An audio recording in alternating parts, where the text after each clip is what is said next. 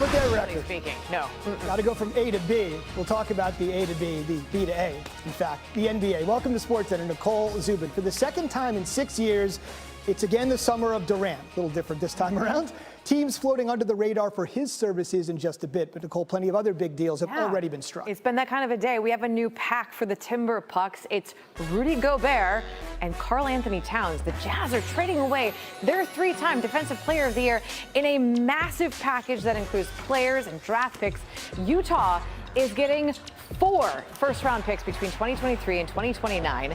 They're also getting Walker Kessler, who was a first-round pick in this year's draft. And they're getting Patrick Beverley and Malik Beasley. So it is obviously the end of an era in Utah, but it's the beginning of a center and center situation in Minnesota. It's Gobert helping a Timberwolves team that ranked 25th in rim protection last season.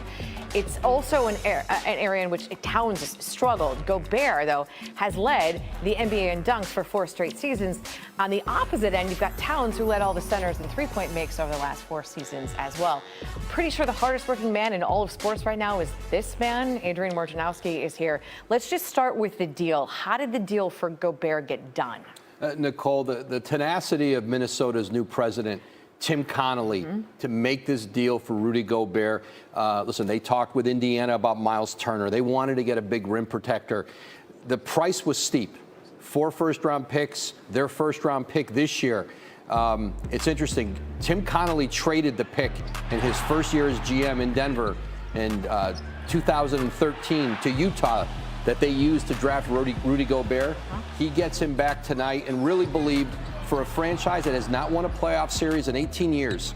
And with the talent they have in Minnesota, the steps they took last year, he believes he was hired to take this team to the next level, take some risks. And there's some risks here, but he really believes, Tim Connolly does, that Rudy Gobert anchoring the middle, allowing Karl Anthony Towns to play more power forward, to not have as much defensive responsibility, is going to be an opportunity for this Minnesota team to take another step up in the Western Conference. What about what's going to happen now in Utah? Because obviously when the coaching changes happened, Donovan Mitchell came out and was a little unsure about what was going to happen with him. So what does it look like? What does the future look like for Donovan Mitchell in Utah now? Well, Danny Ainge and Justin Zanuck in Utah's front office, they want to continue to build a roster around Donovan Mitchell. They've got certainly some good veterans left. They've got six draft picks first-round picks that they've gathered up in the last 24 hours that they can use in other deals and trades and to kind of reshape this roster around them. But there's no question, this is a team taking a step back to try to take a couple forward in the long term. Donovan Mitchell's got 4 years left on his contract. Certainly Utah, they have shut down any team who's called about trying to trade for Donovan Mitchell. The Jazz are committed to moving forward with him as their cornerstone player. You can make all the jokes you want. Richard Jefferson said that the value for Gobert means the value for Kevin Durant means now all of France. But what does 4 first-round picks for Rudy Gobert, what does that mean for the value of Kevin Durant on this market? Well, I think any deal the Nets do, I think that's going to be a minimum. Because a team can give you, I think, 4 picks moving out every other year, pick swaps. There are none of those in this deal. But I think in addition, in a Kevin Durant deal, I think the Nets would like to not just have that kind of a haul of picks, but also an all-star level player. Certainly the players that came back in the Rudy Gobert deal were very different. There are no star caliber players. Brooklyn believes they should be looking at packages that would be historic in nature. The comps, Oklahoma City, what they got in the Paul George trade with the Clippers, Anthony Davis and the Lakers, that those would be the starting points going up.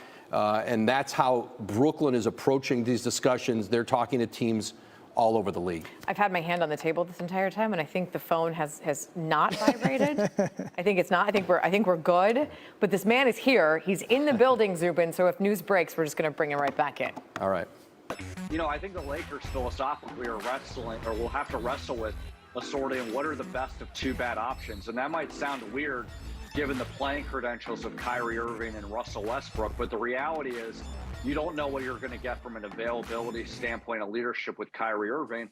And with Russell Westbrook, you know what you're going to get with availability, but you don't know what you're going to get from an on-court fit with LeBron James, Anthony Davis. So I think that they have to sort those things through and see what would give them the best chances, relatively speaking, to have a much better season than last year. When you talk about those four players right there, last year we saw it. I mean, perfect example. That roster was so flawed.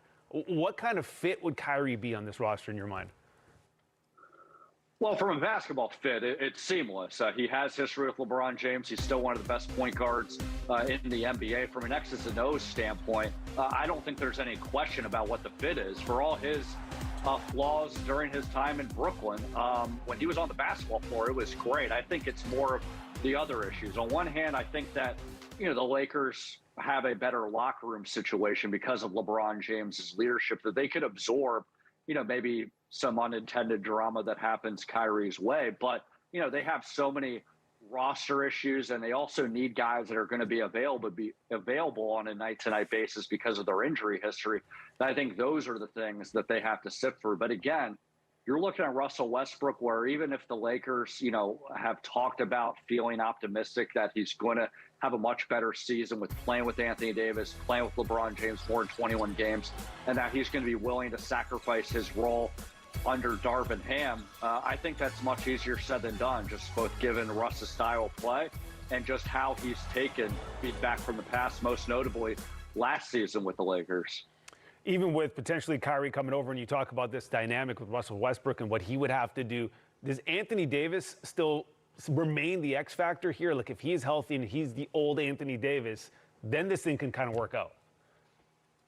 Yeah, without a doubt. And I think that can overcome certain things, whether it's Russell Westbrook's on-court play or Kyrie Irving's, issues as far as his availability. But the reality is Anthony Davis's injury history is his injury history. So you almost have to suspect that he's not going to be available on certain nights. But I think, it is still fair to say that while injuries are a part of, the game and things can happen, there is a feeling that Anthony Davis could do more in terms of his training regimen and his rehab approach to make sure that he's maximizing his fortunes of not only avoiding injuries, but being able to come back a lot quicker when that happens. And look, they're only 2 years removed from winning an NBA championship. I don't think the Lakers are close to that standpoint, but just from a chemistry perspective between LeBron James and Anthony Davis, they're two peas in a pod. So relatively speaking,